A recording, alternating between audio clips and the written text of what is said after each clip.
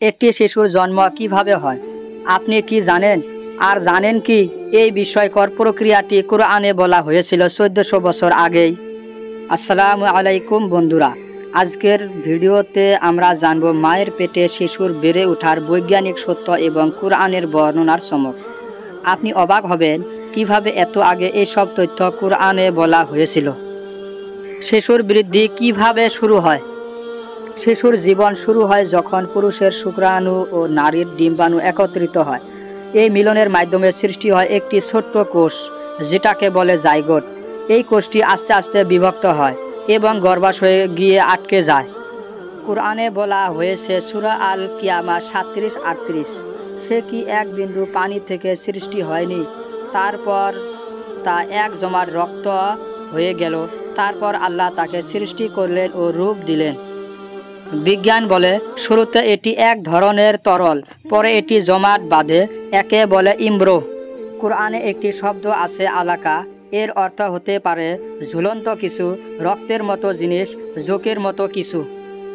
এই শব্দটির তিনটি মানেই এমব্রিওর বৈজ্ঞানিক ছবির সাথে মিলে যায়। এই সময়ে ভ্রূণ গর্ভাশয়ে ঝুলে থাকে, দেখতে অনেকটা রক্তের মতো এবং জোকের মতোই মায়ের দেহ থেকে রক্ত শোষণ করে। এটা কি শুধু মিল, নাকি কিছু গভীর ইশারা?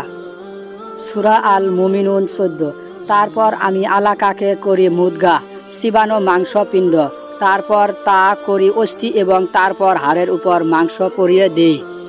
বিজ্ঞানও বলে প্রথমে তৈরি হয় ছোট্ট মাংসপিণ্ডের মতো কাঠামো, তারপর হাড় তৈরি হয়, এরপর হাড়ের গায়ে মাংস তৈরি হয়, অর্থাৎ ধাপে ধাপে গঠন হয় শরীর। আধুনিক বিজ্ঞান বলে শিশুর কান আগে গঠন হয়, তারপর চোখ। কোরআনেও বলা হয়েছে সূরা সেজদা 9, তারপর তিনি তাকে রূহ দান করলেন এবং দিলেন কান, চোখ ও হৃদয়। বিজ্ঞান ও কোরআন দুটোতেই একই ধারাবাহিকতা। যখন সব অঙ্গ প্রত্যঙ্গ তৈরি হয়ে যায়, তখন আল্লাহ রূহ ফুঁকে দেন, তখন সে শুধু শরীর নয়, সে হয়ে যায় মানুষ।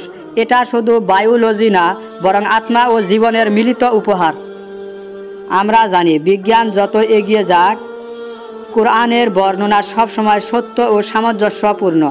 একটি শিশুর সৃষ্টি প্রক্রিয়া এত জটিল, কিন্তু কোরআনে তা এমন সহজভাবে বলা হয়েছে যেটা শুধু অলৌকিক বলে মনে হয়।